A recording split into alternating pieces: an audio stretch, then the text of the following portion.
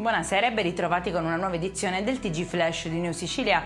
In apertura giallo a Giardini Naxos nel Messinese, dove è stato trovato il cadavere di un sub a una trentina di metri dalla Battigia, nella zona di San Pancrazio. Le indagini sono in corso.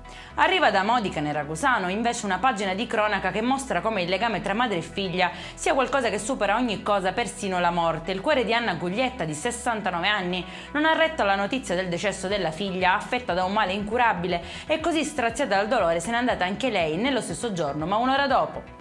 Maxi rissa tra due famiglie a Palermo, il bilancio è di 3 feriti e 8 denunciati. La lite è iniziata tra due giovani, uno si è gettato sul cofano di un'auto simulando un incidente stradale. Da lì la situazione sarebbe degenerata, arrivando in soccorso i parenti, si sarebbero presi a calci e pugni.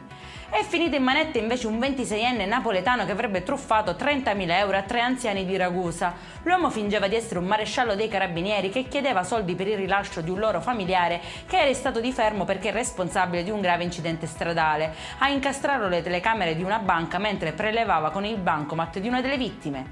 È in chiusura il meteo, un campo di alte pressioni dominerà la scena domani in Sicilia, portando con sé tempo stabile e soleggiato in tutta la regione, possibili annuvolamenti solo su Trapani e Agrigento. Per questa edizione è tutto, prossimo appuntamento domani alle 13:30, buona serata.